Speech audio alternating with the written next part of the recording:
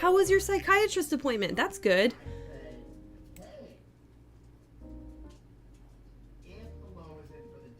Does it work like mine where they just do the medication check-ins? Guess what? I'm going to be a banana today because I can't deal. I was like, I have been on I'm sick mode. So I'm just going to be a banana. That solves a lot of problems for me right now. If I'm this banana, I don't have to worry about what I look like. It's an out. I found a way out. I found a loophole. Ready? Wait, hold on. Are you ready? Am I ready? It's a loophole. This is the loophole. It's the loop and the hole. That sounded disgusting. All right. I don't care. And yet I do, because you know how we have APS, we have our whole like hygiene thing with like showering. You know how that's part of it? And I'm supposed to be a role model. I'm not right now. I'm not that. I'm not that guy. I try to be that guy, but I ain't that guy right now. You know what I mean? Know what I'm saying? Okay. Okay, let's put on. Let's see. We got to do a couple special things. First of all, welcome to my green void. Boop. This is where I magically hang out. And then, poof, I'm in my library. Oh, I forgot there's two of me. I'm in my library. That's where I am. I hang out in a library because I'm a smart banana. I'm a genius. Okay, so that's what we're doing. All right, good. Now, because my Sims game is definitely doing a lot on my computer with this camera. You see how I'm... Uh-oh. Whoa. See how that just broke? That's because of the Sims. You know what? We get the idea with the Sims. We're gonna finish playing with that game for now. I'm just gonna close it. Because we're gonna exit the game. Yeah, we're gonna exit the game. I'm gonna exit the game. We don't have to look at the spatial calendar today. We don't. Because, you know. Roma, actually acknowledging that you're struggling. That too, though. Yeah, so. But yes. I'm also a role model in that I think it's important to have a sense of humor. You're getting switched on. Okay, you're getting switched to antidepressants. I've only tried one. Okay, cool. I've only tried one too, but I like it. So I've used fluoxetine. Mind you, it's helping me stay calm right now as my camera has a freak out. It's freaking out, man. I'm freaking out too. Sleep is bad. Oh, okay, cool. Yeah, that makes sense. Yeah, I think mine worked out. I've never been on a super high dose. Only because I think my depressive symptoms are actually like kind of mild. I have more issues with like my meltdowns are quite no funsy onesies. So like it just, I have to keep my stress down. And then I'm in a good spot. So like a little bit of support in the depressive features seems to give me enough for me to, oh, you're on the lowest dose and this, oh wow, that's interesting. Yeah, so low dose antidepressant seems to work good for autistic folks, so that's good. I generally am a little bit more supportive, unless, of course, if you have like more severe depressive symptoms, then, you know, obviously goof around with it. Okay, yeah, close the program. Okay, this should be fixing this now. Boop. Oh, sertraline. Okay. What's the brand name of that one? Is that Wellbutrin or is that something else? I forget. Okay, okay, I shut down, so you should be in better situation in a second here. Let me just fix this. Okay, let me just close this. Let me just go here. I'm just gonna switch this around for a second because it definitely needs a break. Come on, buddy. You can do it, little buddy. Actually, you know what? I'm gonna shut this down too. Hold on. We'll get there. We'll be right back. Boop boop boop boop boop boop boop boop boop boop boop. Okay, we better? We better? Okay, I think we're... It's just kind of slow, but it's maybe better. We'll see. Anyways. Oh, Zoloft! Okay, that makes sense. Okay. Yeah, let me know how that goes. I'd be curious. I'd be curious how that works out. I think I've heard good things about Zoloft. I've heard good things about Wellbutrin. And I've been like, I feel like Zoloft, Wellbutrin, Prozac, all of these can work with autistics. So I'd be curious what your experience with Zoloft go, how it go. That should definitely help with your sleep. Don't they use that for sleep sometimes?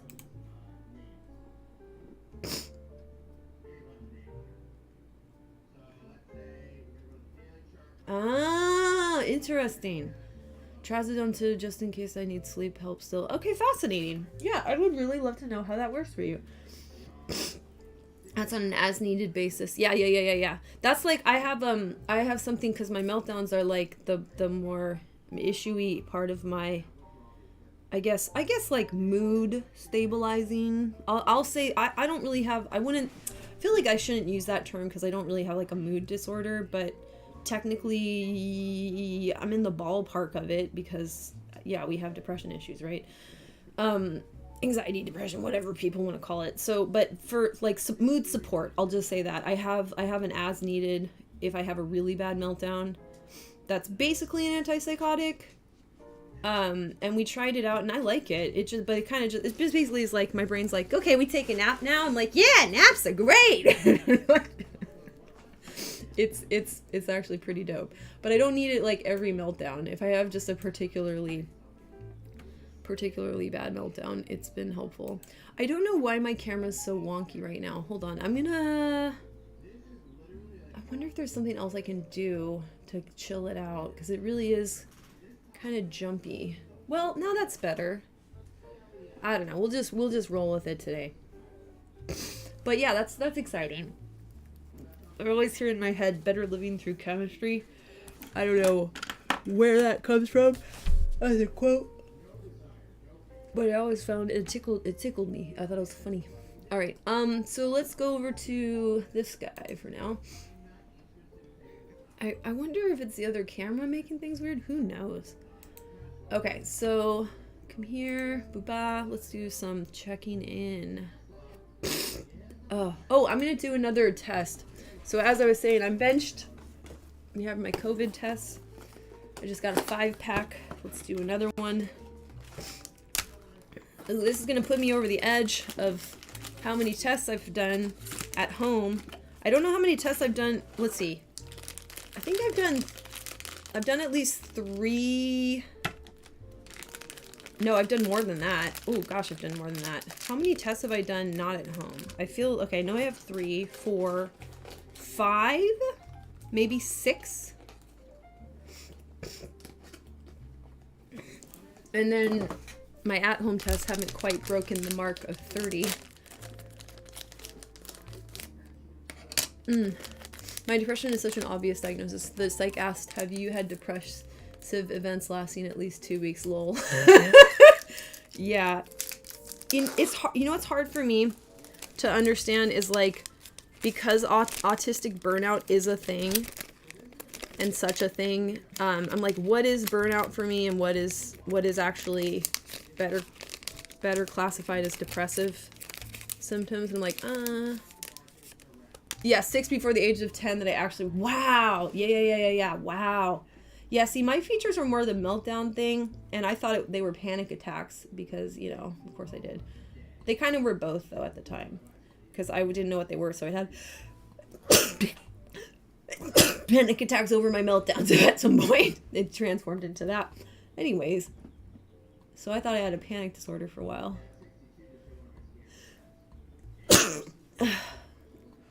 I'm just going to sneeze on this. Using these swabs makes me sneeze, and I'm like, is that good? Ugh. I'm getting lost, not.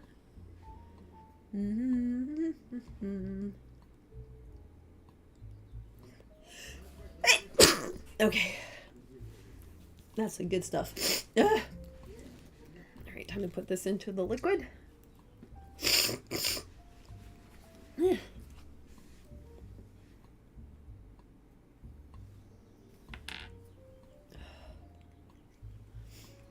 swirl it around.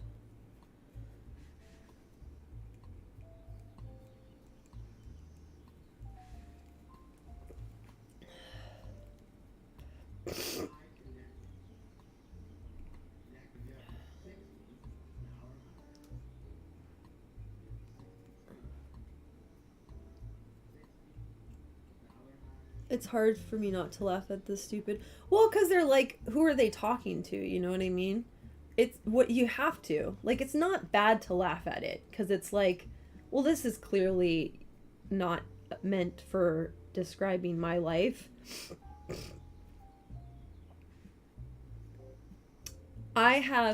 Did I tell you that I have a stats background? Have I gone into that rant yet? It's not an extensive stats background. I was just kind of a whiz kid at it, so I ended up being a stats TA immediately when I got to college, and then I stopped college to be a ballet dancer. So who knows where it really would have gone? But I loved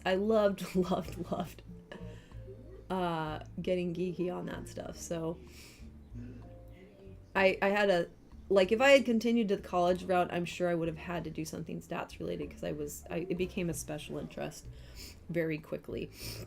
Anywho, so I use the word normal, right? And sometimes people are like, no, don't say normal, because normal is stigma. I'm like, no, statistically normal. A normal curve, yeah? We just mean, where's most of the things clustering at? And you are not in the center of the cluster, right? So like the bell curve, you're off to one or the other extreme of an end. So then these questions aren't talking to you, so it seems absurd.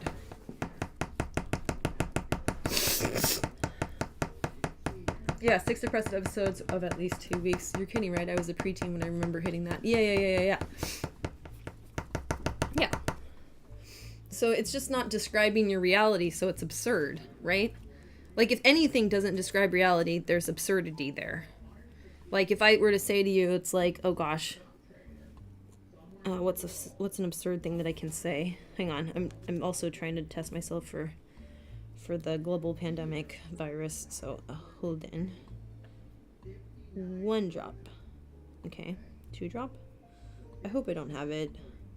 I've started to get optimistic, but maybe I have it. Okay, 3 drops. I keep testing. So yeah, it would be like somebody saying to you, what's absurd but also funny?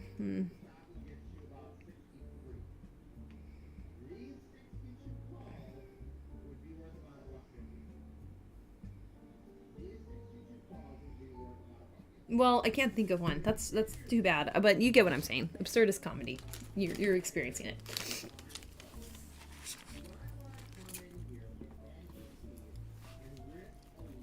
Oh, he enjoyed your cat getting in the way too. Oh, that's good. That's good. That's cute. I think I'm just regular sick. But I don't know that I'm just regular sick. Okay, what has happened today? Not very much. Okay, Control C. Welcome to March, apparently. Oh, cool. I did do this yesterday. No. Oh, I haven't done that either. Jeez. Not yet, anyway. I can do it. I can get it done. I did like half of my meds, but I need to get the rest of them. Well, it's not even meds. I'm also like trying to be better about vitamins and stuff. So I have to think about vitamins. Uh-oh. Is there a line yet? Are we there yet? I don't know. I don't see it. But what if there is? I don't know. Oreo, who is the picture? Oh, that's Oreo. That's a great name for a cat. Aw, that's a great cat name too. I like that. Awesome. Very cute. Okay, so track. This guy. Aw. Yay. Yay. Yay, cat. Pickard. Pickard? Wow. Wait, is it the 30th today? Or 1st today? Whoopsie, I have to change my calendar thing. Hold on. I have a little physical calendar, cute blocky thing. So it's March, right? Okay, March. 01. Great. Has the Animal Crossing characters on it. It's printing out. Okay. Wow, I dropped something already. Okay. I guess I don't have it. I don't understand. I realized when I journaled this morning, at least this thing can tell me when it is. I wouldn't know otherwise. Heck no, I wouldn't know. I don't do that very easily.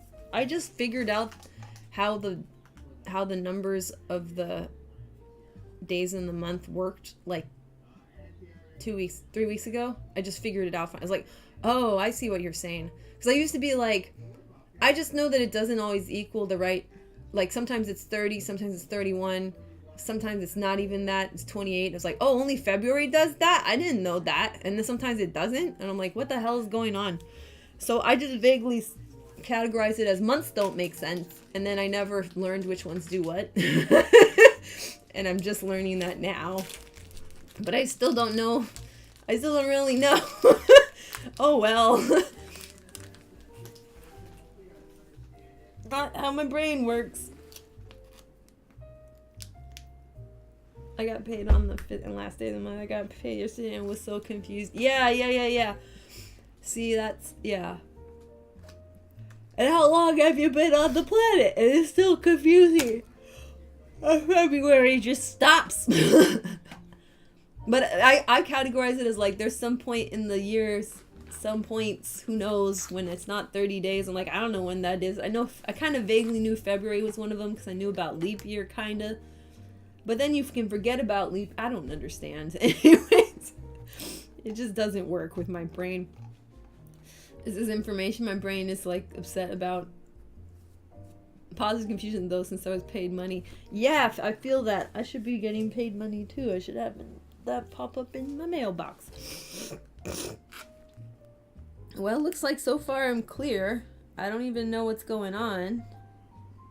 I feel sick, so I think I could still have something. But it could just be I was already sick with the cold. And I'm just still having that issue. I don't know what's going on. And having a cold is protective slightly, so it's like, okay. That could be what's happening here, but I have no idea what's happening. As per usual, I guess.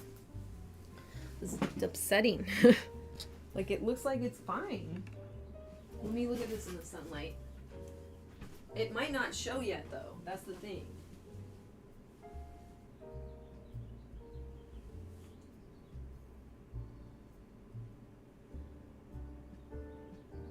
But I'm not even seeing the faintest indication of a line yet, so who knows? But then I'm like, do I just have like, is it possible to just never test for it and still have it? I don't understand what's happening. Like, do I have a weird immune system and I can have it but still test negative? Is that possible? Maybe I've had it a whole bunch of times because I've had like other colds, but I never test positive for COVID. Am I typhoid Mary? Am I typhoid COVID? Wait, COVID Mary? What? Anyways, I don't understand.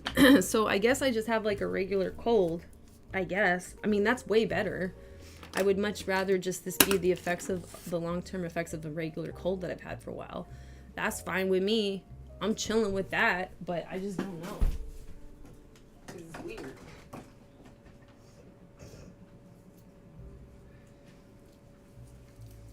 I definitely don't want to have it though. Like, I don't want it. So, if I don't have it, this is great. I'm just a little bit, like, confused. Alright, so let's go over to... What did I want to do today? Okay, I already did that. I have a meeting today. I'm just being conscious of that. I was going to sit down and read more stuff about, whatchamacallits. What? Oh, about like the whole declarative, non-declarative memory thing. I was gonna look at that. Oh, all right. I also want to think about, okay, let me get out of banana voice mode. Did you know that I am artificially lowering my voice, and I think it's not good for my vocal cords, but I think it's because my voice, okay, I'm going to investigate this more, but supposedly,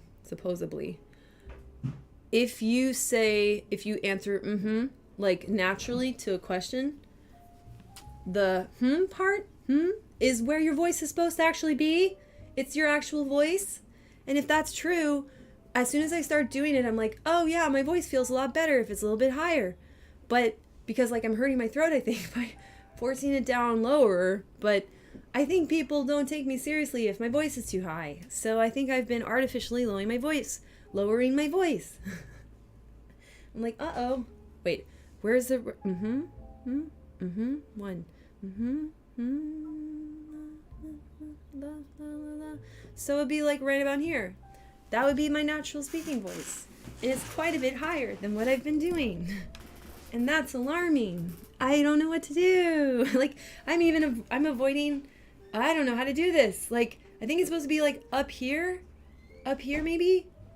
I forget. I had this the other day. I can feel it when it's in the right spot. Because like my throat hurts less. I'm like, oh no. I may have felt self-conscious about my voice being too high and childlike. And now I've made it too low and I'm hurting myself. Crap. So I'm going to mess around with that a little bit.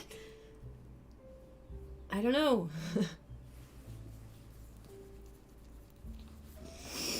All right.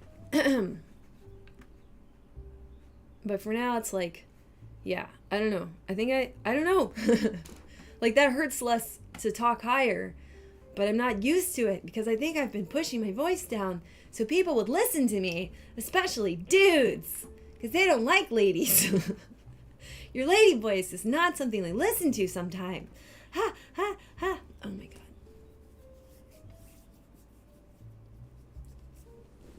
I think that's entirely possible. I'm not sure.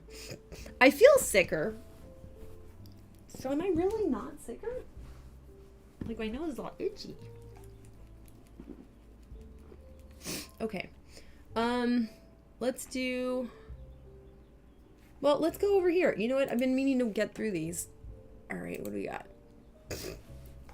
Sequence learning in the human brain, a functional neuroanatomy, serial reaction time studies. See, this sequence learning, let me put this over here.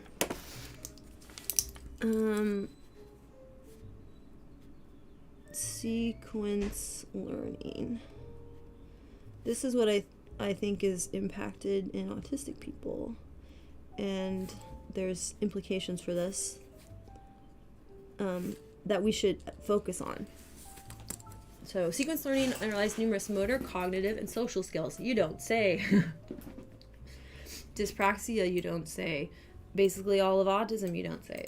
Previous models and empirical investigations of sequence learning in humans and non-human animals have implicated cortico-basal ganglia, cerebellar circuitry, as well as other structures. To systematically examine the functional neuroanatomy of sequence learning in humans, we conducted a series of neuroanatomical meta-analyses focused on the serial reaction time task, SRT task. This task, which is the most widely used paradigm for probing sequence learning in humans, allows for the rigorous control of visual, motor, other factors. Controlling for these factors consistently activating the basal ganglia across the striatum, anterior mid-caudate nucleus, and putamen and globus pallidus.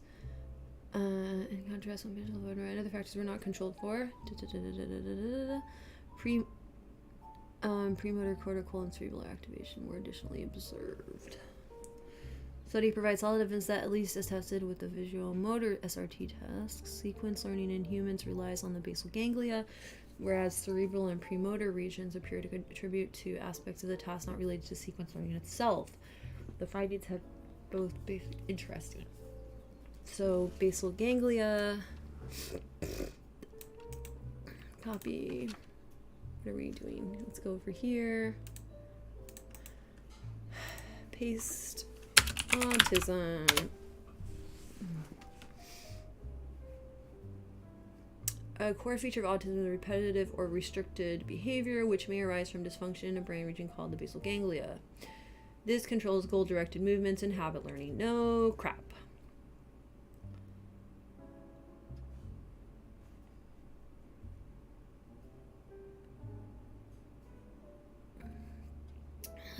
Impairments in basal ganglia impairments in autism spectrum are disorder related to abnormal signal gating to prefrontal cortex. Neural dynamics of autistic repetitive behaviors, and this could be interesting.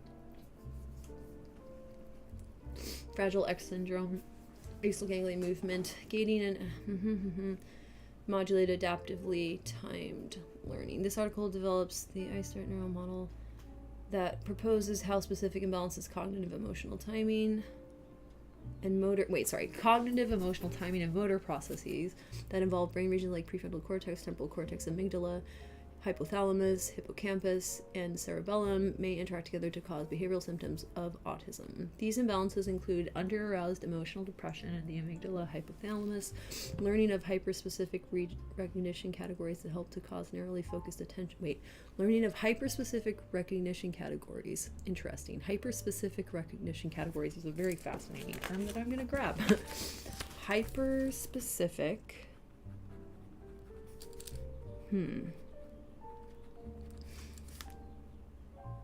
Recognition categories.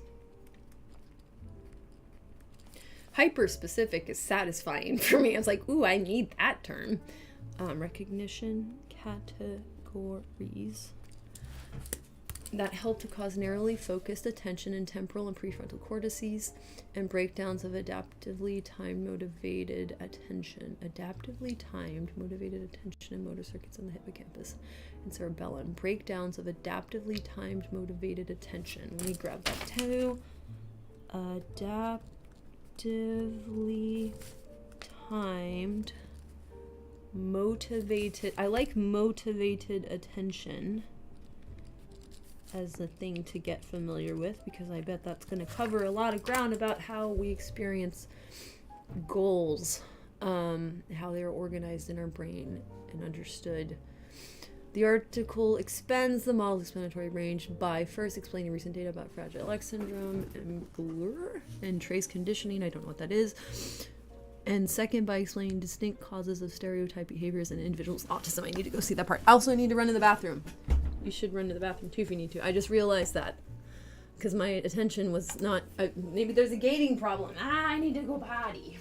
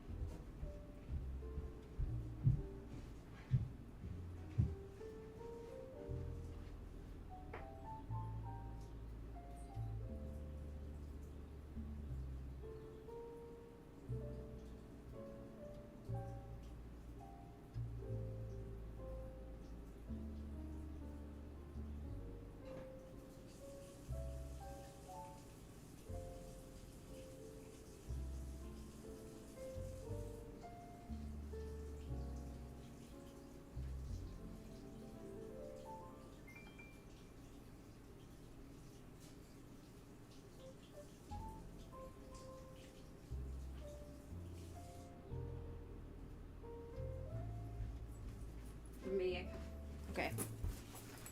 Where were we? Oop, you're getting into dopamine. Okay. Boop.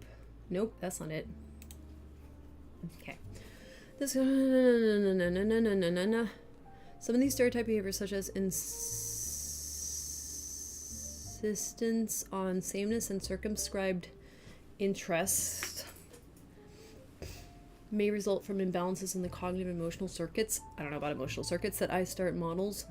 These behaviors may be ameliorated by operant conditioning methods. I don't think you can. Other stereotype behaviors, such as repetitive motor behaviors, may result from imbalances in how the direct and indirect pathways of the open or closed movement gates, respectively.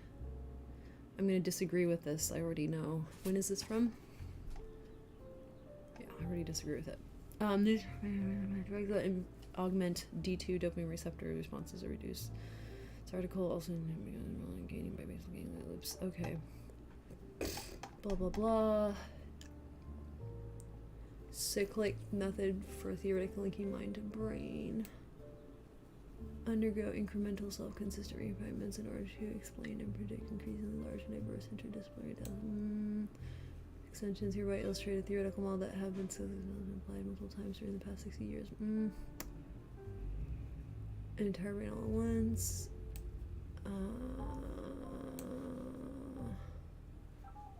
Behavioral experiments. Okay.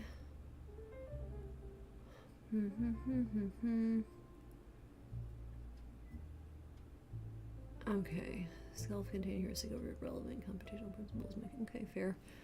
Interesting. I appreciate that. However, adaptively timed learning. Okay. Spectral timing. Okay.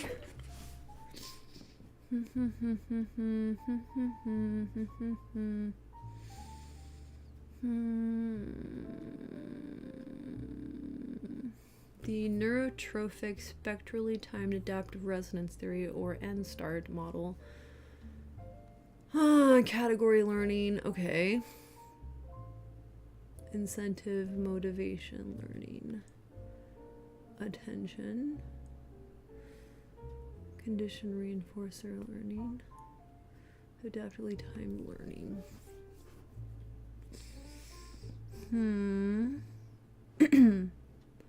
Both delay and trace conditioning connectivity from both the thalamus and the sensory cortex occurs.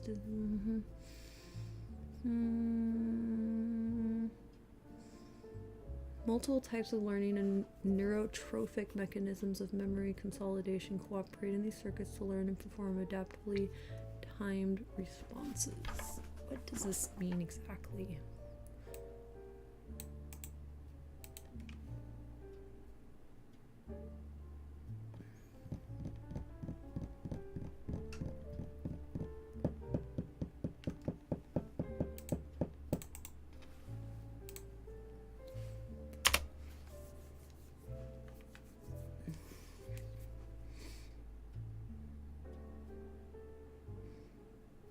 The conditioned response not only reflects. Interesting. When reading any scientific. Oh, yeah, well, this is super specific. That's part of the problem. What's your degree in again? Specifically, I forget.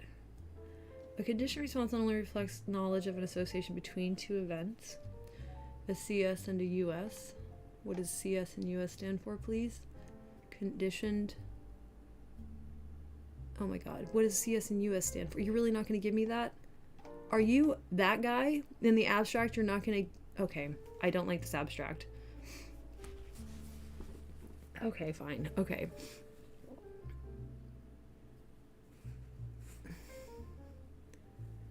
It also reflects knowledge about the timing of these events.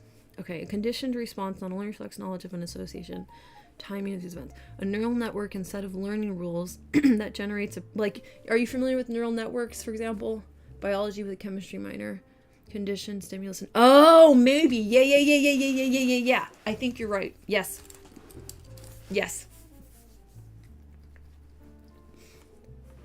So, yeah, a lot of this crap is going to go into that theory. Crap. I call it crap. So, like, anything that I'm looking at is going to be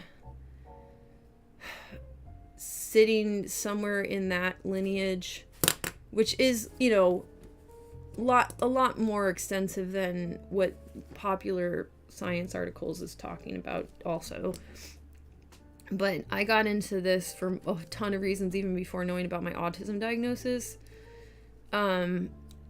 including the idea of like peak performance theory uses these same concepts. So like neuropsychology, neuroscience as applied to behavior is super fun for me because I had a little bit of a like I don't know, like interest that started with ballet, and then it just kind of was like robust enough that I can jump on it. Okay, obviously, you know, it's still really clunky, but I can like follow along. Okay, thank you for that though. You're totally right about conditioned and unconditioned.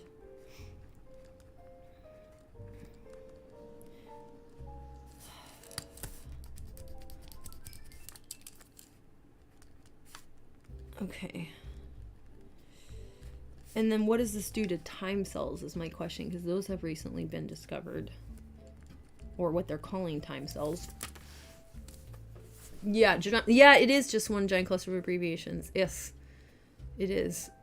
Because you're constantly trying to label phenomenon that's both physically present and then also your theories. So everything has to be shorthand, or else it's just going to be a sea of words. Yeah, yep. Okay, and instead of learning rules, okay, let's go back. A conditioned response not only reflects knowledge of an association between two events, a CS and a US, it also reflects, I don't know about that. It also reflects knowledge about the timing of these events. Okay, so knowledge, let me write this down because I need to make a note about this.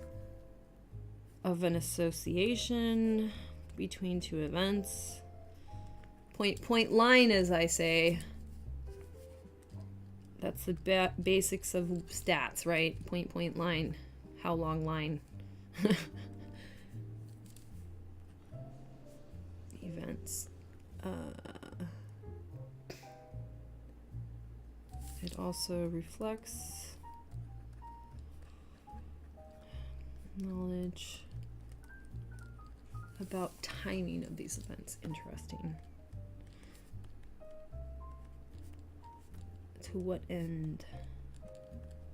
Okay. A neural network, instead of learning rules that generates appropriately timed conditioned responses, reforms is presented. The model is capable of simulating some of the basic temporal properties of conditioned responses exhibited in biological systems, including 1. Decreased onset latency during acquisition training. Peak amplitude occurring at the temporal locus of the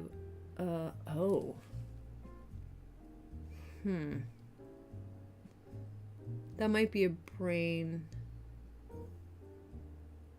Wait, what? Of the unconditioned? Wait, what? Peak amplitude occurring at the temporal locus of the... Okay. Inhibition of delay and for trace conditioning. Okay, trace conditioning has come up for me before, but I would need to refresh it. That is... The model is also capable of simulating complex CR waveforms under certain conditions, and these simulations are compared. That's going to go past my understanding completely. The temporally adaptive responses are achieved by virtue of stimulus trace processes that are built. Okay. This is definitely dense. Let me grab this really quick. I'll come back to this one for sure.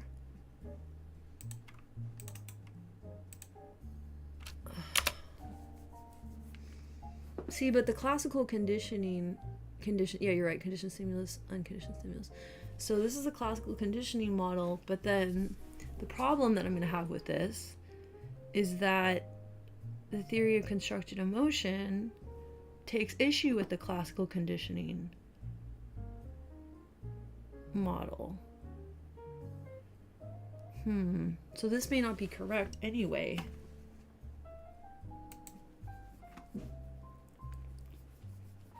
there's like a million K variables in science, for example. Right. Okay, let's get some more skimming.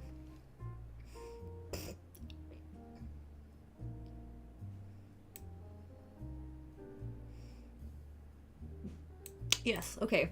This is good. This is interesting. The sensory motor integration system can be viewed, it's pretty old, as an observer attempting to estimate its own state and the state of the environment by integrating multiple sources of information. Yes. We describe a computational framework capturing this notion and some specific models of integration and adaptation that result from its psychophysical results from two sensory motor systems, subserving and integration and adaptation of visual auditory maps, and estimation of the state of the hand during our movement or present. Spatial information from visual and auditory systems is integrated so as to reduce the variance in localization. Yes. This gets into, I know somebody who's working on this sort of area right now, which is super cool, by the way, but that's getting into multisensory processing. The effects of a remapping of the relation between visual and auditory space can be from a simple learning rule, the temporal propagation of errors in a linear dynamic observer providing evidence of the essence of an internal model which simulates the dynamics behavior of the arm. So this internal model thing that we're getting into neural networks already in 90s, well, it's been present since the 80s, at least, but not as clearly defined as it is currently. The where-how pathway. I like this.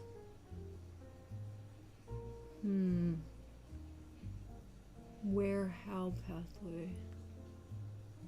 Huh. Interesting.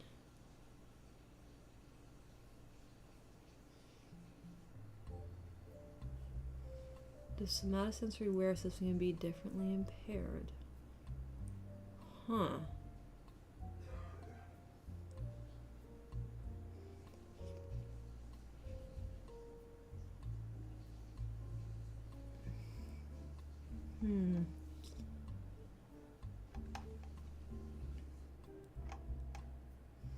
So this how question, that is interesting, because I like the where question a lot. I've talked about that, like the idea that our brains are like, where am I? Okay, yeah. No, I'll see you soon. Thanks for hanging out with me while I kind of slog through things just to try to look for an overview of autism and how we're encoding information about sequences, because there's something really different that I want to understand at least a little bit better than I currently do. Social cognitive neuroscience, clinical brain mapping, network contributions to episodic memory. Episodic memory is what I'm really interested in. Episodic memory are situated within broader. Here we briefly highlight the roles of sensory, frontal, and parietal cortices in episodic memory. Interesting.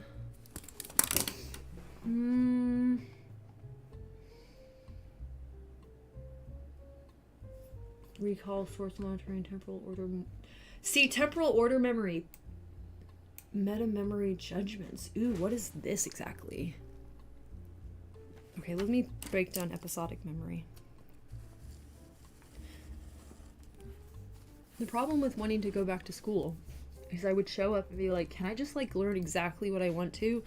And yes, give me the overview as well, but can I like spend a lot of time while I'm doing that geeking out on the specific aspects of the brain that I think are impacted by autism that I want to know more about, because I think it's just going to take a really long time for me to get a grip on this. So can I start working on it right away? Because I'll also be more motivated.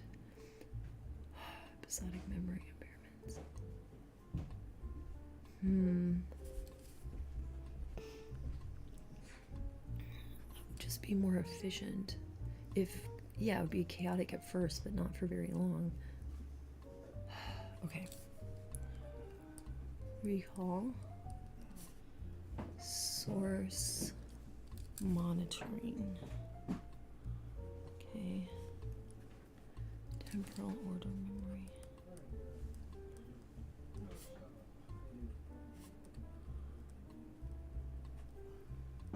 Meta-memory judgments.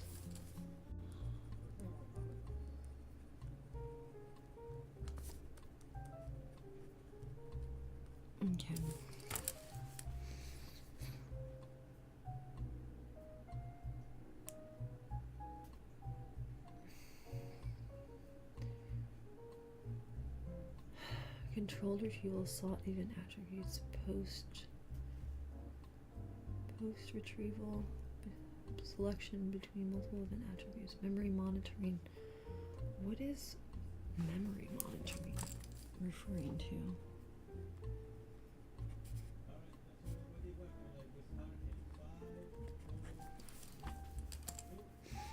Decision demands.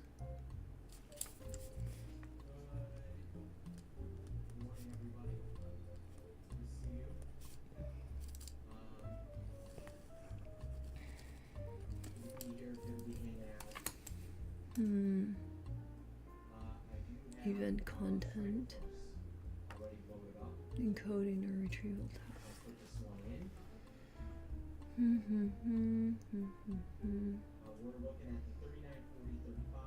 While memory for life's events rests on critical combination with MTL, the complete story episode will include large-scale network dynamics. Yeah, then we're getting into neural networks. Okay. Again, we're going to do one of them, and now in one way it's to be worth, we're going to take it about $130, $140 on this. In one way it's to be,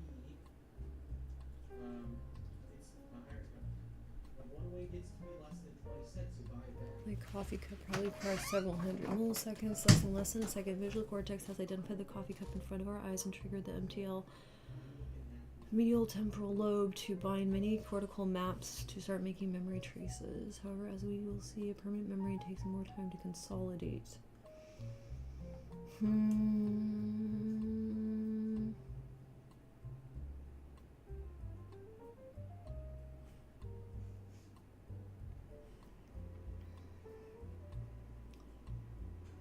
Give it an episodic learning system.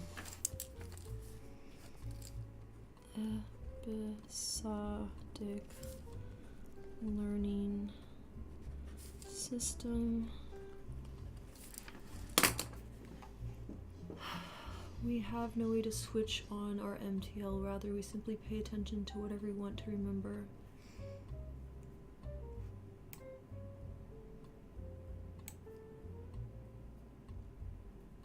In most cases, that means we become conscious of the material to be learned, and episodic learning seems to happen with no intention to learn.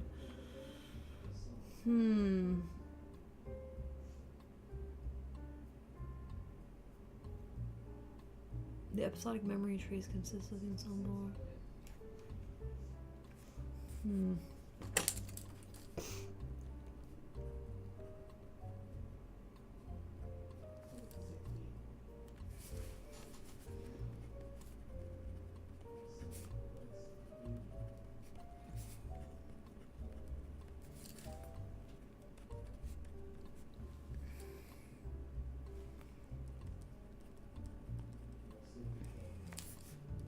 I think what's interesting about autism is like I will be comfortable learning things out of sequence, which is what I'm currently doing. This is not what you're supposed to be doing at all. And this wouldn't even be called learning. It's like, oh, you're just reading words. What are you doing?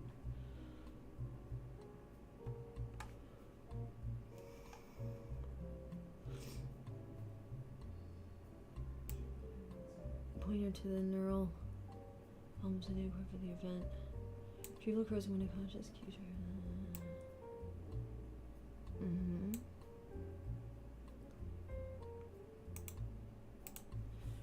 We bring to mind something close to the original conscious experience. Okay, Moscovich, 1995. Quote that in my notes.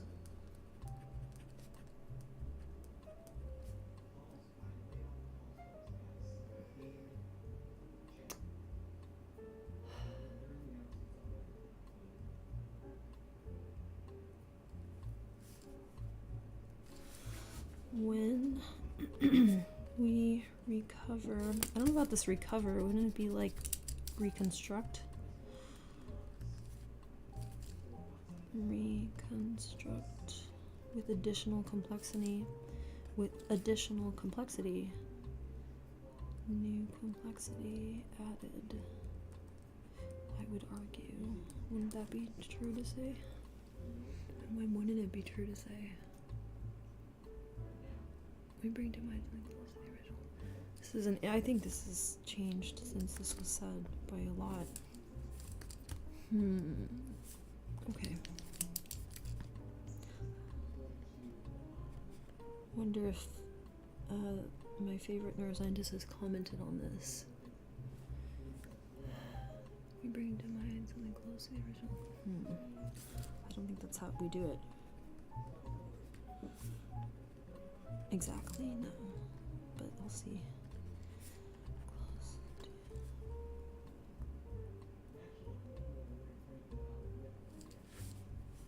The original conscious experience, fair enough. Sort of makes sense, I think. You simulate the same state.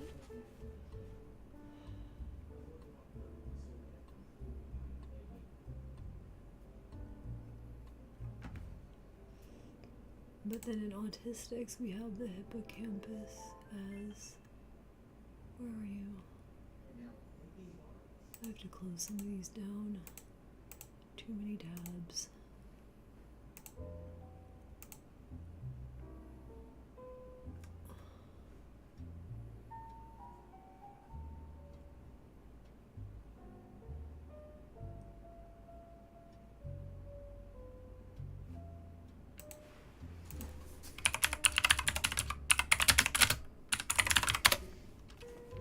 Enlarged hippocampus, that's what I thought. So I'll say the place like that different persists in adolescence and adulthood.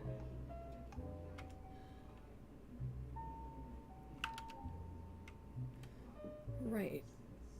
That's what I think.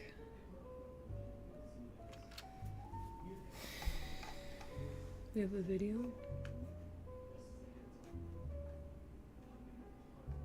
Yep.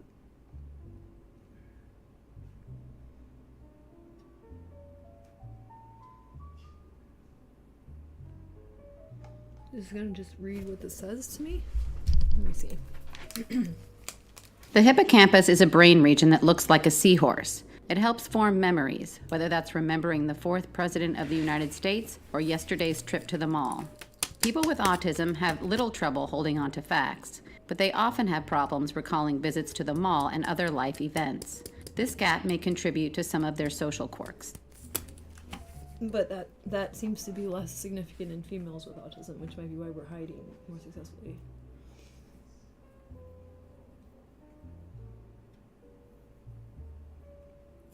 Flexibly make decisions based on past experiences.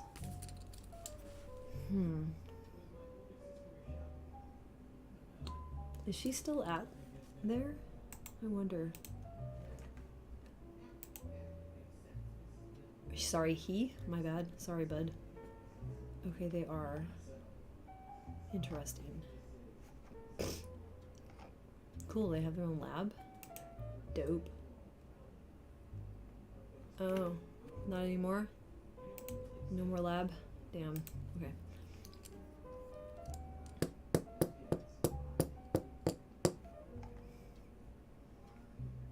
Cognitive flexibility. Aptitude. Cognitive flexibility.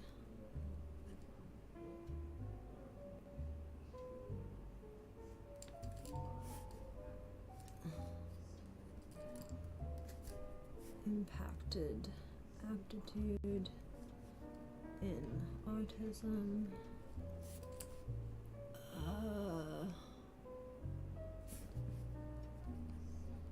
Being able to flexibly make decisions based on past experiences.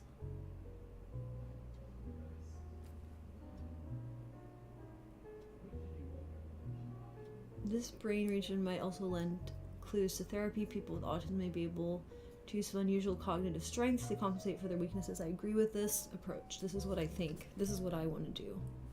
It's what I want to explore.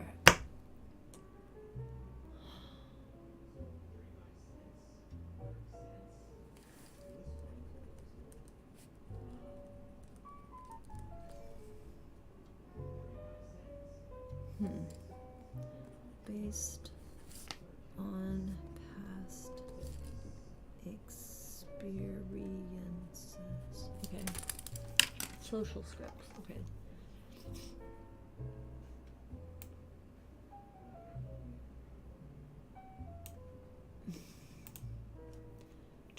Disrupts the recall of everyday events, but often goes with enhanced illegal effects.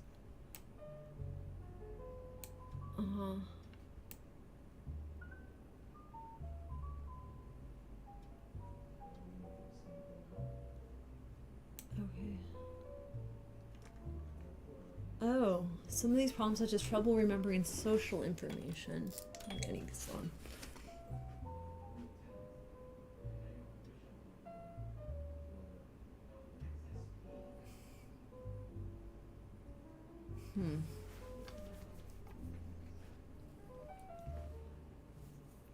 The hippocampus name derives from its resemblance to a seahorse. In the 1950s, scientists established its role in memory after noting that people with a damaged hippocampus could not form new memories. This anatomy of the structure may be somewhat untypical condition. Once the children with autism have a larger right hippocampus than controls do, but the size difference diminishes as the children get older. Are unclear, but research hints that there are specific strengths and weaknesses in the way that people with autism remember and learn. Yes. Okay.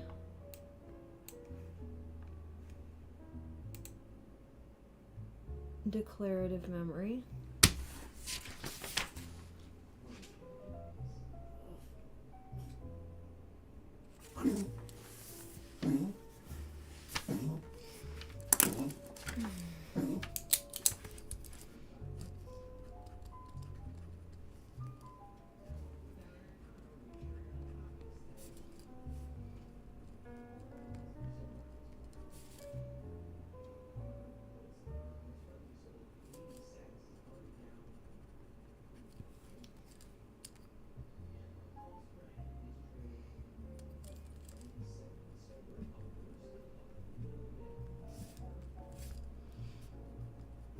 Okay. Okay, let me look at this. Does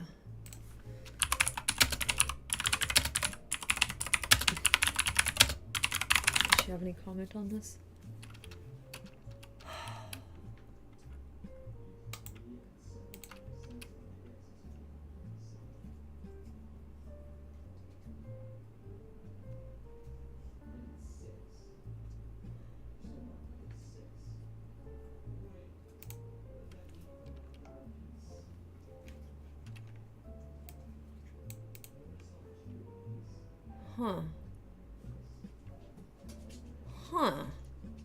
Preserved neuroanatomy in the default mode in salience networks contributes to youthful memory and super aging.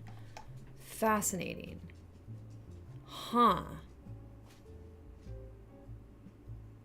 What is that gonna do for autism? Wait a second.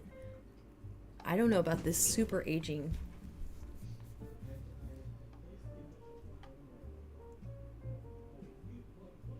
Preserved neuroanatomical integrity in two brain regions. Two brain networks that contribute to memory function.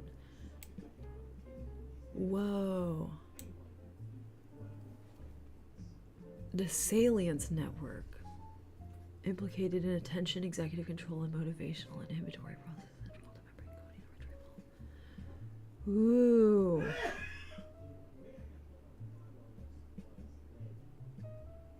Interesting. Okay.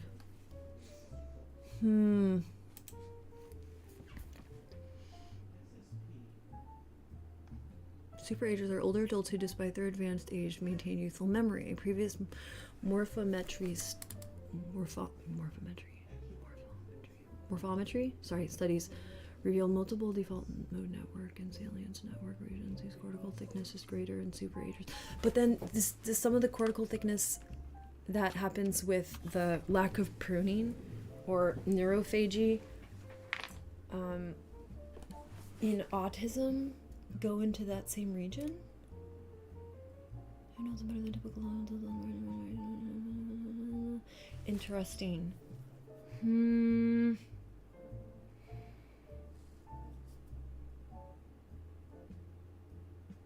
Interesting. Okay. Huh.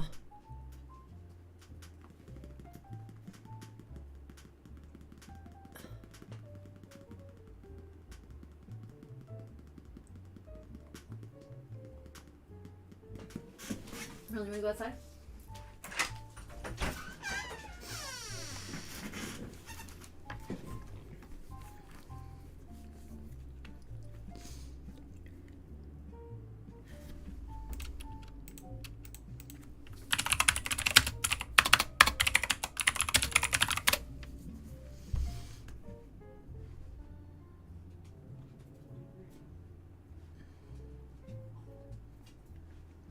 Salience network dysfunctions hypothesis in autism spectrum disorder.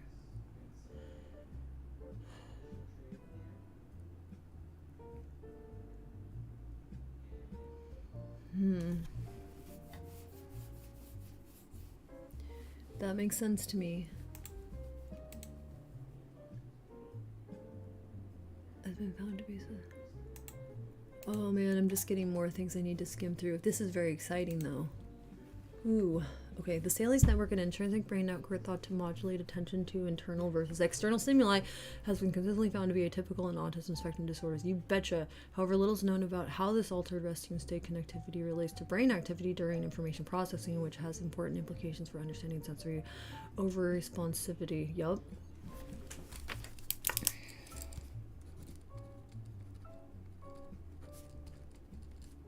That makes a lot of sense. Uh-huh. Maybe I do go back to school. I don't know. But who I need someone to sponsor me or something. Like be like, yeah, Jane's cool. Don't make Jane do anything she doesn't want to. A common and impairing condition. Down-regulating brain response. Yep. This study examined how SOR in youth with ASD release atypical Salience network activity and whether these atypicalities are associated with abnormal brain response to basic sensory information. Interesting. Okay, they did functional fMRI. Okay. Increased resting state functional connectivity between Salience network nodes and brain regions implicated in primary sensory processing. Interesting. Okay. Huh. Furthermore, the strength of this connectivity at rest was related to the extent of brain activity in response to auditory and tactile stimuli. Interesting. Ooh. Okay, hold on a second. What does that do for stimming? And what does that do for this notion of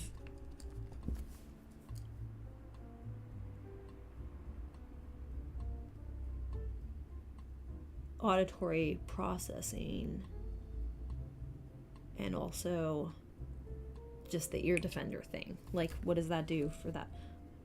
Stim ear defenders. Wow. Huh. Results support an association between intrinsic brain connectivity and specific atypical brain responses during information processing. Okay, hold on.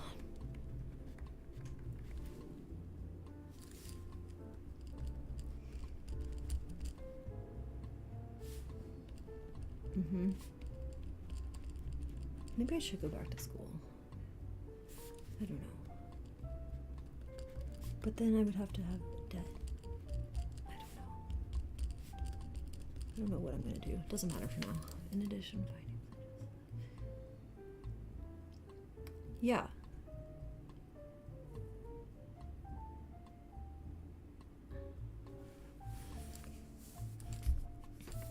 Yeah, okay, this is something I've been exposed to before. Scientists with basic sensory information is overly salient. Okay. Findings suggest that basic sensory information is overly salient to individuals with SOR. Basic sensory information inserted. Huh.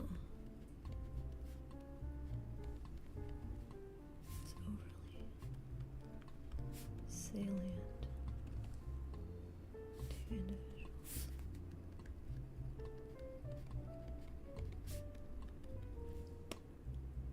SOR. Leading to over-attribution of attention to... Oh, wow. Huh.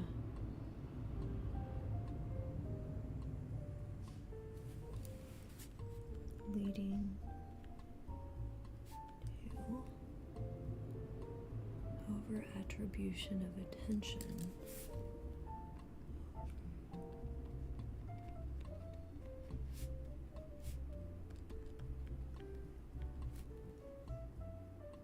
To this information.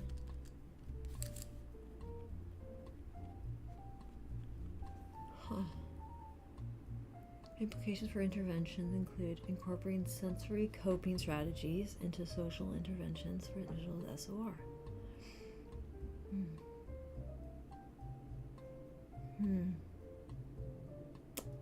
Yeah. Incorporating, which to me is like the STEM toy thing is really big. Because I've been doing it to myself. Like, again, like the dermatillomania is like clearly that, in my opinion. Because now that I have like these stem rings are great, these sensory rings, my brain prefers this to the dermatillomania, which is exciting because there's pretty much almost nothing my brain prefers to it. But this is good. It's a strong preference, which is great. Because then I can do this instead and get a bigger hit of whatever this is doing for me.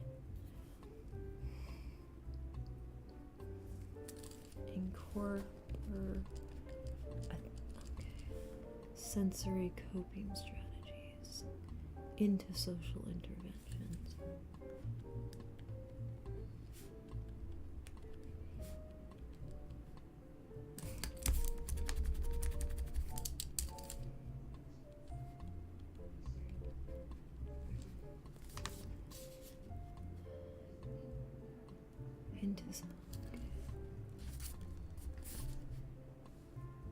Huh. Intervention implicated by study.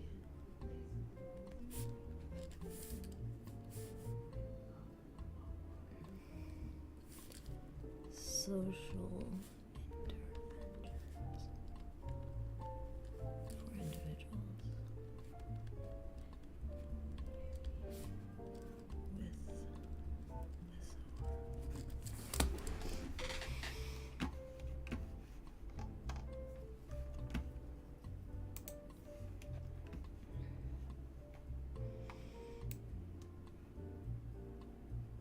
Patterns due to patterns of behavior. Although most patients with AC show sensory abnormalities such as, oh, that's a new one for me, hyperesthesia and hypoesthesia.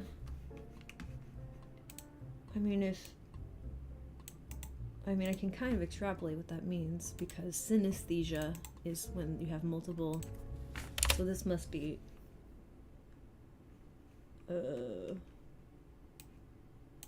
increased sensitivity to stimulation. Yeah, okay. Yep. Yeah. Hypersynesthesia. Or sorry, not synesthesia. Synesthesia. Hyperesthesia. Damn it. Synesthesia. Hyperesthesia. This is hard to say. Occurs as a symptom of neuropathic pain and can be presented in... Okay, that's not quite what I want. The somatosensory nervous system. Okay, sure. Treatment involves... what? Okay. The International Study of Pain defines hyperesthesia as increased sensitivity to stimulation, excluding the special senses. What? What are the special senses? Remember to do various modes of cutaneous sensibility, including, skin, touch and thermal sensations without pain as well as to pain. Interesting. It's fine. Ooh, molecular psychiatry? That sounds like a cool journal.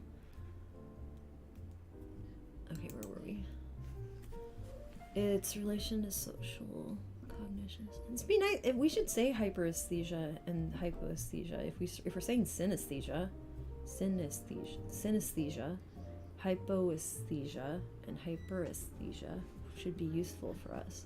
Why do we say hypersensitive hyposensitivities? Why, this is a better term, isn't it? If a little bit hard to say.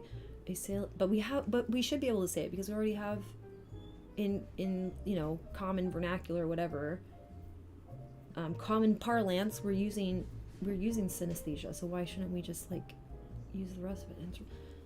It's a set. Why shouldn't we use the whole set? Okay. Social cognition has not been well studied in 2013. That's 10 years old. This neuroscientific hypothesis might explain how it is. External sensory stimuli with internal states mediates interactions between large-scale networks involved in externally internally oriented cognitive processing.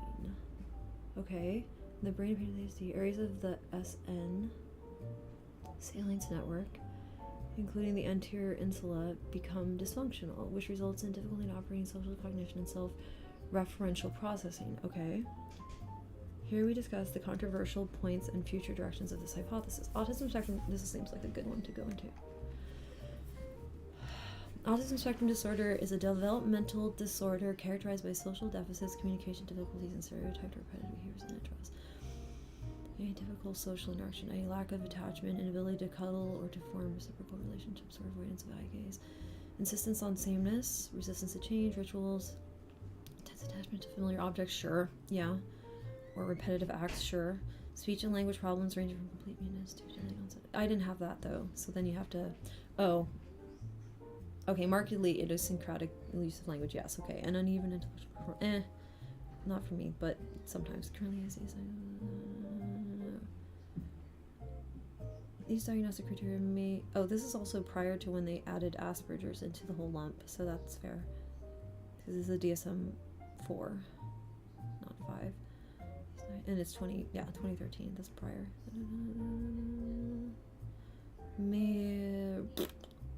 Social and communication, as well as presence of restrictive, repetitive, stereotyped behaviors or interest.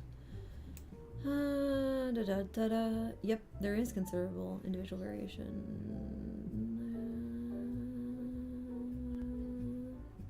Here we go. Individuals with Asperger syndrome demonstrate normal intelligence and language development, but exhibit severely impaired social skills. The main difference between ASD and Asperger syndrome is thought to involve language development. Yep, patients with Asperger will typically not demonstrate delayed language development at young ages. Patients with ASD show a wide range of neural.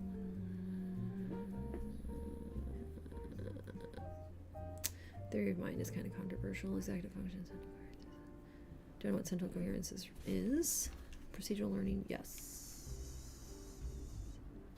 That's what I'm getting into now. What is central coherence is? Is this something that I've learned by another name at all, or no? Oh, interesting. Weak central coherence theory. What's this?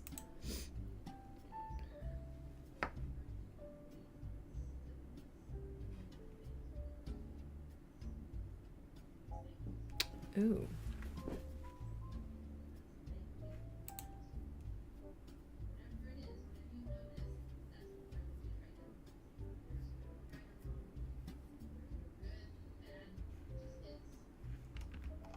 What is this talking about?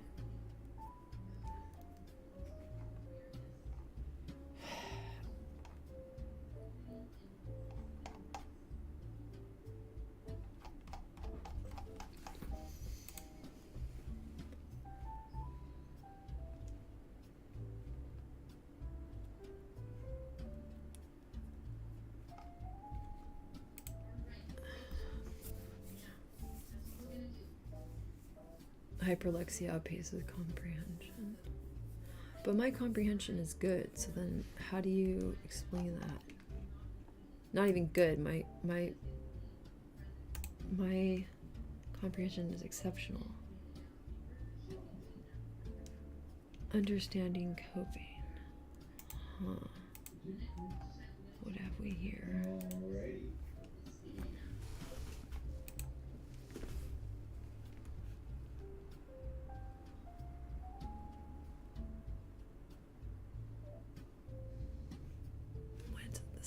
helpful. Okay, well. Good afternoon, everybody. We're going live.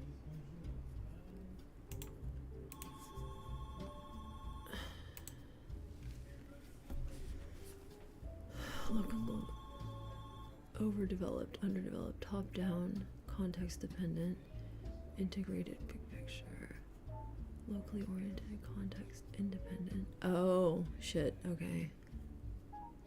Right. Interesting.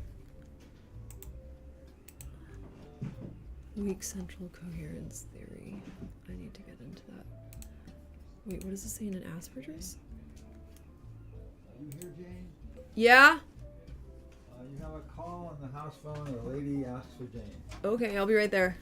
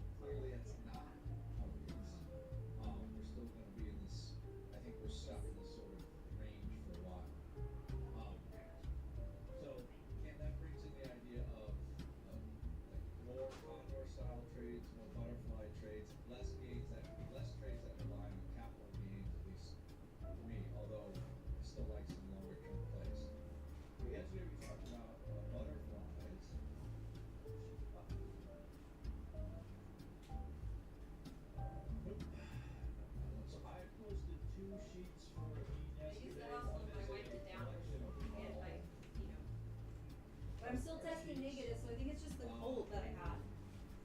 And the one was all this the classes I've done before, so there's probably if you want to get I have an appointment with a neurologist tomorrow to find out results from my fMRI with contrast and without. what I would call more evergreen style, meaning this is kind of how options work. Like a new tab. How position works.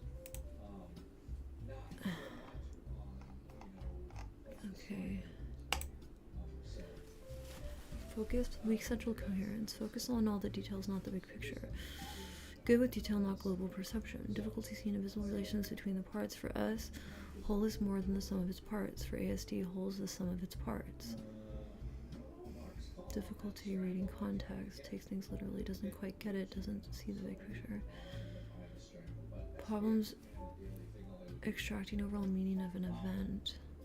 Difficulty with multiple meanings, cannot read between the lines, gist of interactions. But to me, I experience that as like, it's junk data. Like, you're telling me the order matters and I'm telling you the shape matters. Why are we talking about Jesus right now? What is happening? I don't want to know what that is. Okay, I'm cool off that. Weak central coherence is a syndrome of autism spectrum disorder during... Okay, so this why haven't I heard of weak central coherence theory? Did it get weak central coherence? Okay, what's going on over here? Why isn't this getting brought up more often? Is this debunked already? What's going on here? A comprehensive theory of autism.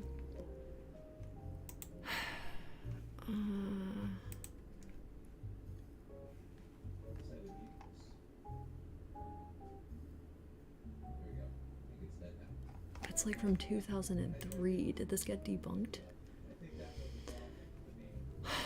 Markability in subject like mathematics and engineering, you have trouble with language skills. But I don't have trouble with language skills, so what are you going to do with that? Ugh. This seems outdated. I think this didn't succeed. Oh, we're still going. Okay, this is from 2022. Maybe I'm wrong. Evidence from eye tracking and thematic content analysis of social scenes. Interesting. But what if we consider that junk data for some reason? Like, why would we junk it in our brains? Is it possible that it's considered in junked instead of totally missed? Can you prove that with some of us who have the language strengths, or no? Does that become irrelevant? Is that relevant? Okay. Can I just... What do we have here? It's just slideshows, right? Autistic savant artist. Need to explain non-social features of autism. Need to explain savant abilities. Need to explain an apparent lack of girl. Need to explain anecdotal reports. See, but then common sense is like the sense of should, isn't it? Like, I should be doing X, Y, and Z because other people do it. Do I reject? Is it possible that we hear that and reject it, though? That's kind of my question. Is like, does it actually get processed and then rejected? Which can be useful. And the match controls. Pre-segmentation. Interesting. I didn't know that. That's very interesting. Okay.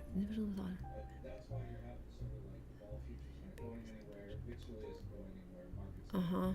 Uh-huh. Right fast, as fast as only 2 steps upside down is right. Okay. Gosh, these are old. Ambiguous homographs. She was doing some sewing when she noticed a tear in her dress. She was watching a sad movie and then a tear appeared in her eye. Okay. No, this is a wonderful slideshow. Jeez. Okay. Eh? Oh, wonderful. Thank you for not explaining what this task is. I love that for me. I mean, that's 7, and that's not centered. Is that what I'm supposed to know? What is happening here? Like, that's in a different spot. Am I supposed to know this? What is happening? Like, that's centered and that's not? Is that what we're doing here? What?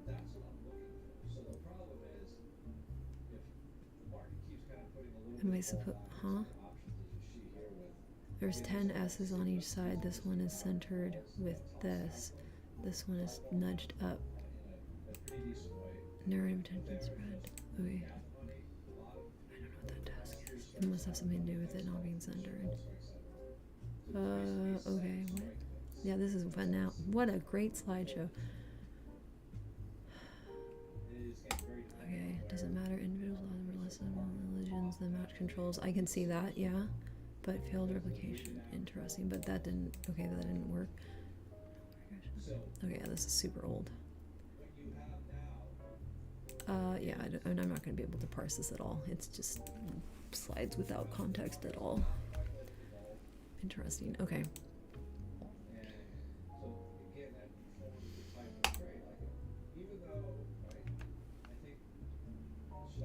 What are you? So, butterfly to me is, it will make money if we stay either within the wings. If we place it where the wings are out of the money, we need to move to the short strike. And there is an increased option activity directly tied to needed liquidity. And I guess I don't know about this. This looks... liquidity provider bleh.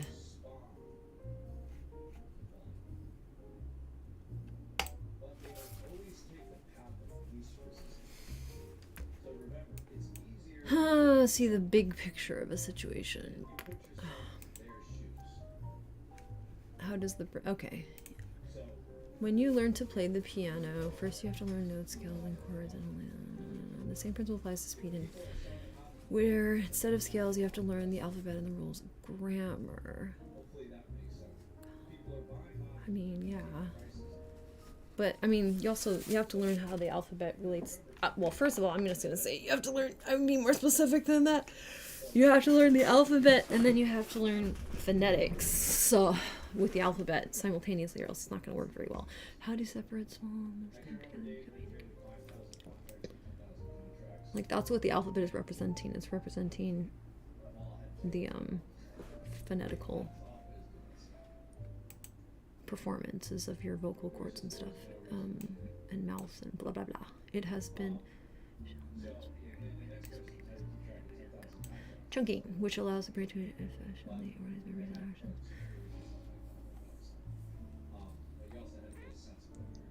When is this from? 2014.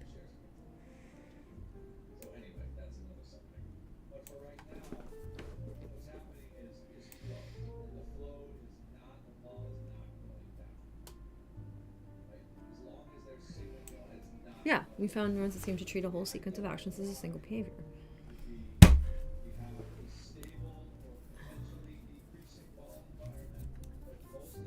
Right. Okay. So if I place a fly right now, let's say I'm looking at again the straddle. Learning of action sequences impaired. Remember, the ball will hold up. Okay, this one I can put away. Brain zips and unzips information to perform skilled tasks. Interesting. Huh. Give me this. Zipping and unzipping. You know what's so funny? We make metaphors based on whatever current technology we have, which is useful, but funny. So the point, 100 years ago, or over 100 years ago, we would have been saying, like, our brain is like a typewriter. Okay. Huh. Okay. Ooh. Okay, so this is not surprising, by the way. No increased risk of miscarriage, not surprising at all. Vaccines don't typically do that. Experts discovered that order and time and movement. In fact, if you want to increase the risk of miscarriage, get COVID. Have a virus, not the vaccine. Jeez. Okay.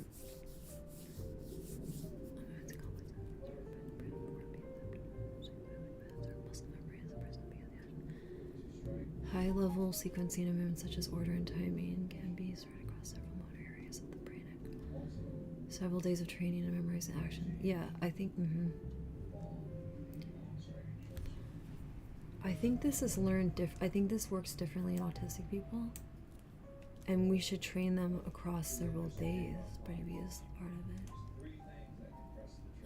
Cool. Handwriting to play a musical instrument, performing sequences, movements from memories, the hallmark of skill. Yeah. What is surprising is that the brain separates these skills into their constituent features rather than encoding them as an integrated. Yeah, I'm not surprised at all. Even after extensive training, I'm not surprised at all. There is a shift in information states within the brain when information is retrieved from memory, unzipped when we prepare it for execution before being zipped together to start the task. Interesting. Yeah, I was about to say that's why perhaps the unzipping mechanism helps us to stay flexible for adjustments, right? Even in the final hundreds of milliseconds before we start the movement. And the better you are, the better you're going to do that. Like, that's very adaptive. Like, if someone's a ballet dancer who's super, super skilled, of course, that's always my metaphor, and they're about to get on a stage that they haven't been on before and there's a slight rake, they can calculate that much, much, much, much, much faster and more effectively than somebody who doesn't have that level of skill, even if, ideally you've tested out the stage before, but you could even, like, make adjustments. Well, yeah, that's fascinating. If you need to change the speed or timing of enough. Yep. Series of almost 1,000 trials saw right-handed person leading professional musicians learn and memorize 4 keyboard sequences of the brain.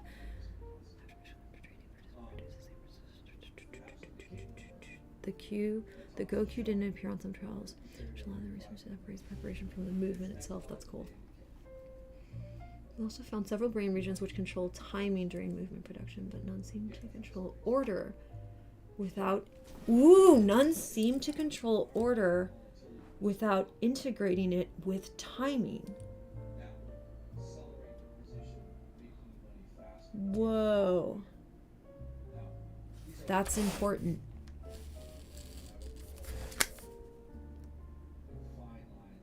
That's significant. I need to write that down. Rise. How do you say this name? Riz. I hate names. Names don't follow logic of grammar and phonics. Hardly ever. We also found several, because they all come from different cultures, so they do, but they don't, they brain region. Is Rise like Irish or something? I think it is. So then it's gonna follow Irish phonetics. Ha, no way am I gonna get that.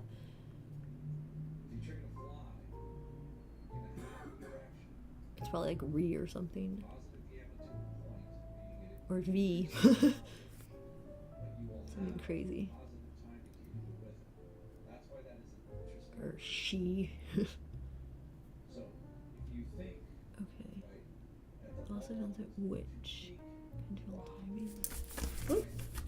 that now or next week Control. could set up for I'm gonna have to leave for a meeting in a moment. Timing during anything that can happen next week, I don't know. movement production. But what I want to do is if I think this is what's happening, then I want to try to But none position seem to for control that. order without Then integrating I it go with see timing. how the position is But priced none. relative to the point. So that's the step, but that's also the difference between butterfly and iron condor. I'm comfortable with an iron condor when I go to my OP mentoring students here in about an hour or 15 minutes. Right? We're along some thick strangle, so it's going to be very easy to buy. There was a matching effect in our I'm gonna end stream in a second. Well, in 10 minutes. There was a matching effect So I don't expect a lot to happen. in our participants' behavior. They were faster in acquiring a sequence. And it They picks up struggled about on our sequence when they had to pair a previously trained order with a new timing. Yeah. So that's Huh. the way I would lean. All that is confusing. Interesting. Put the comments in and try to The brain separates sequence order and timing as what elements? take advantage of the ball you think you see. Right? Huh. What you're seeing is now hopefully I'm getting some. Interesting. And what I want is here's the 8th. Okay, good. So I've got the red strikes. This sheet is pulling a lot of data live, so it sticks sometimes a little bit. I'm gonna write that down. And so Okay. my easy button private option pick. It also helps me with Spy Master. Just about So this comes from. what I want to do is I want to see the people. Right? So now there's a zillion numbers here. Right? But what I want you to think about What is that? Thinking green I need to know what that is. Okay, brain zips and unzips. a little more Brain usually zips do to and unzips. Or zips, unzips and zips? What? What did they say? they might build some Zips and unzips. you've seen Information to perform skilled tasks. right? So, but it is real that as the market moves around, when you're a market maker, you're moving more toward the short striking. Interesting. So if you're moving toward a striking wall, you don't want to see more. Interesting. Putting a strike short, you want to try to go more. So what that does is that brings some of the pricing opportunities to This is the part I need to write down in my notes. Researchers believe that the brain separates sequence, order, and timing. 30, 50, 39, 40, 30, 80 for next week prior to.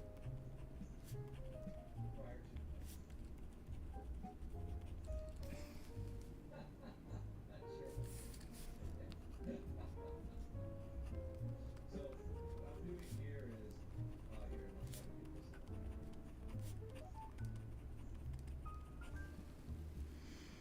this. As what elements representing higher level control? Now the problem is with this fly is the risk on it is $3,600 per month. So in SPY, the risk would be $3.60 until $8.30. So it's roughly 2 to 1. Now, so what you're trying to do is we're going to stay within this bound. If we stay in it long enough, this is going to produce $220 a day. It's a balloon knotter? I would have never guessed. Okay.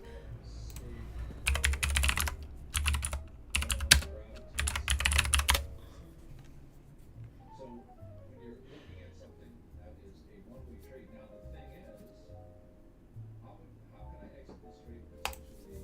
Today is Wednesday. How could I exit it Friday? How I exit it Friday is well not short 170 to Vegas, meaning so 1 point drop in vol.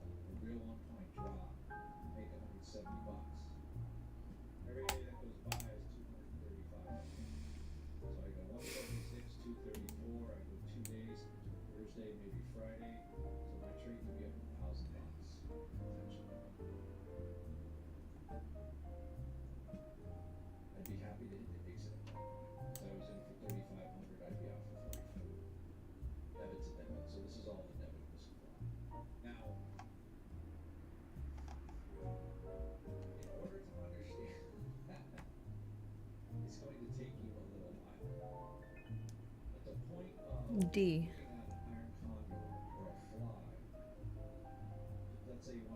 Or maybe, I mean, kind of this though.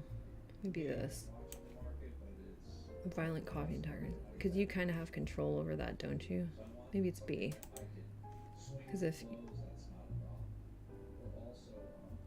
Maybe it's B. Okay, this isn't going to get me very far. Forget that for now.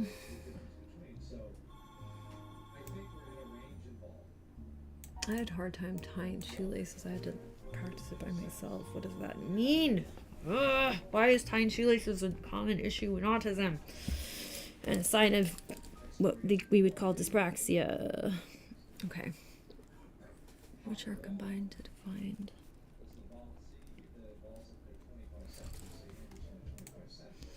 Still writing this down.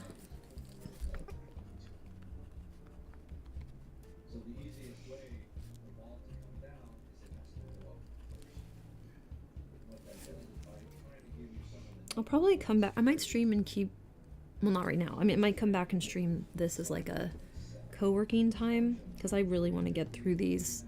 It's just skimming so that I have like an overview. I'm not really like doing anything profound here, but I really want to get through all of these links and just like, you know, get an overview so I'm familiar. Should be performed. It's kind of similar to when I learn a city. I like to get lost on the bus and then try to find my way back to my wherever I'm staying. That's been a go-to strategy that works really well. Okay, all right. Interesting. Cortical patterns shift from sequence features, separation during planning to integration during. Let me see here. I'm gonna write that down here. Cortical patterns shift. And this shift is what's so interesting to me too. Is like, is that just not happening or can't happen in the same sense for autistic people?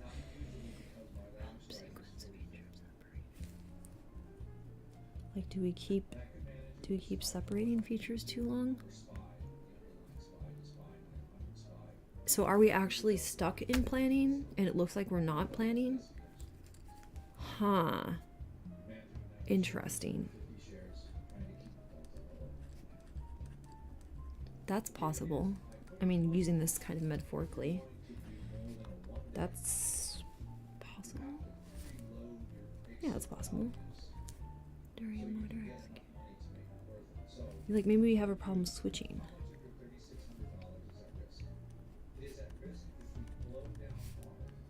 And it seems to get better for me if I like over practice the planning part.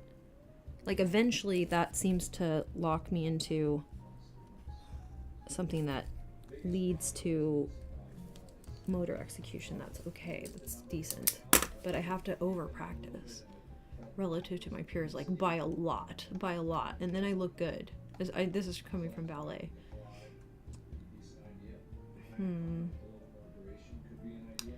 Interesting.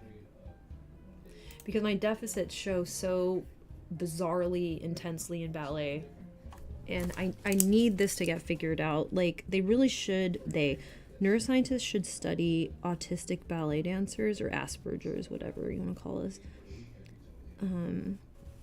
But they should study professional level, or like professionally trained people that have done like the real training at the very least, if they don't have a career, and those who did get a career and all that stuff. They should study us, as well as, you know, just adults and youth who just do it for fun. A lot of ballet dancers, you know, could have spectrum traits that I think should be investigated and have specific struggles, but you might not catch them because pretty much all ballet dancers that have really intense careers start so young. So now we're looking at developmental patterns in adolescence, and even like incredibly young, like 5, 6, 7 years old. So this may change the brain. But then there's also adults who really enjoy ballet that are on the spectrum. I think it's like something that needs to be seriously considered for research purposes to talk to that population. The whole of it, the people who have adopted dance training early and later and everything in between. Okay, so I gotta go. All right, that's it. That's the stream. Okay, bye.